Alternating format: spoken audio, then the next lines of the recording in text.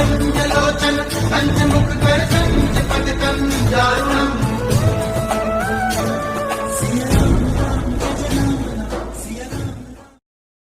महाराज जी के आज के विशेषांक में रक्षा सूत्र परिवार के सभी सदस्यों का हार्दिक स्वागत है।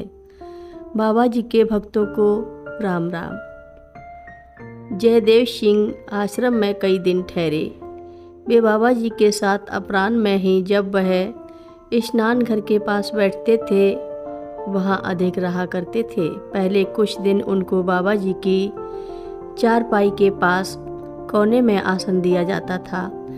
फिर उन्हें उनके कमरे के पास ही सीढ़ियों के पास आसन दिया जाने लगा, जहाँ से उन्हें बाबा जी तो साफ दिखाई देते थे किंतु कुछ सुनाई नहीं देता था। कई दिन वहाँ बैठने के बाद जयदेव सिंह वहीं फिर बैठने जा रहे थे, तब उन्हें बाबा जी ने रोका और अपने पास बैठने को कहा।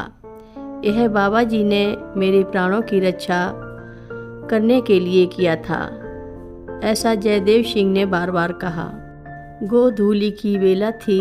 हम सभी बाबा जी की चारपाई के सामने बैठे थे। मुझे बाबा जी ने धर्मशाला भवन में जाकर रविदास से कुछ मांगने को कहा। मुझे सीढ़ी से ऊपर जाना था जहाँ जयदेव सिंह पहले बैठा करते थे। जब मैं वहाँ पहुँचा तो मैं एकाएक रुक गया। यह बात दूसरे लोग शायद नहीं देख रहे थे किंतु बाबा जी की दृष्टि मेरी ओर ही थी। जैसे ही मैं रुका, बाबा जी ने पूछा, दादा तुम क्या देख रहे हो? वह क्या है? सोनी जी को यह देखने के लिए भेजा कि वहाँ क्या हो रहा है। सोनी जी चिल्लाए, यहाँ तो एक विषैला सांप है। उन्होंने फिर से चिल्लाकर कहा कि यहाँ सांप है और उसे भगा देना चाहिए। बाबा ने कहा, तथास्तु। जयदेव सिंह ने यह निश्चय पूर्वक कहा, यह सारा खेल उनके प्राणों की रक्षा करने के लिए किया गया था।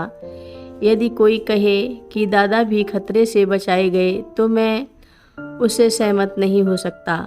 यद्यपि मैं जानता नहीं था कि मेरे सामने खतरा है, किंतु मेरा विश्वास है कि बाबा जी मुझे खतरे में कभी नहीं डाल सकते हैं। जयदेव सिंह की कहानी ना तो लंबी थी और ना ही बहुत पेचीदगी लिए हुए, फिर भी यह बहुत समय तक और कई स्थान पर कही गई।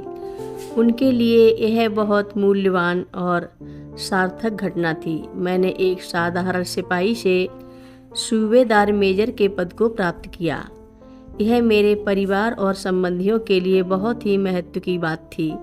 वे लोग इससे बहुत प्रसन्न थे, किंतु वे यह नहीं जानते थे कि मेरे लिए क्या महत्वपूर्ण था। मेरे लिए तो भगवान के श्री चरण के निकट बैठने का स्थान पाना ही महत्वपूर्ण था। यह बताते हुए वह भक्त लोगों की भांति हो जाते थे, किंतु उनकी आंखों में अश्रु नहीं आते थे। ऐसा इसलिए था कि वह एक अनुशासित सिपाही थे और अपने भगवान की भक्ति में भी अनुशासित रहना सीखा था, किंतु उनके आंखों से ना बह सकने वाले आंसू दूसरों की आंखों में आंसू लाने से रोक नहीं पाते थे। सेवा के आरंभिक वर्षों में उनकी नियुक्ति सिपाही के रूप में फतेहगढ़ में हुई थी। तभी उनको बाबा जी के प्रथम दर्शन प्राप्त हुए थे। बाबा जी उनके बैरक में कभी कभी आया करते थे, किंतु जयदेव सिंह से उनका परिचय नहीं था। एक बार बहुत से सैनिक उनके दर्शन करने आए और उन्हीं की भीड़ में जयदेव सिंह भी थे। उसी समय मुझे देखकर उन्होंने मेरा नाम लेकर अपने पास बुलाया और उन्होंने कहा, यह एक ईमानदार सज्जन और भगवान के प्रति भक्ति रखने वाला आदमी है। तब राम सिंह जो वहीं कारपोरेल थे, उनको पुकार कर कहा, राम सिंह तुम अपना पद इसे दे दो। राम सिंह ने उत्तर दिया, बाबा जी यह कैसे संभव है? यह तो बहुत ही कनिष्ठ है। बाबा जी ने कह दिया, इससे कोई मतलब नहीं, यह इसे पावेगा। मैं यह सुनकर आश्चर्य में आ गया कि मुझ जैसे अनजान और सर्विस में महत्वहीन व्यक्ति को अधिकारियों और साथियों के सामने ही मुझे उछाला जा रहा था। किंतु मैं और भी आश्चर्यचकित तब हुआ जब वस्तुतः ऐसा हो गया और मुझे 1 माह के भीतर की कॉर्पोरेल का पद प्राप्त हो गया। कथा लंबी है, आगे की कथा सभी भक्तों को अगले भाग में सुनाएंगे। हर रोज महाराज जी की कथाएं सुनने के लिए सभी भक्तों का धन्यवाद।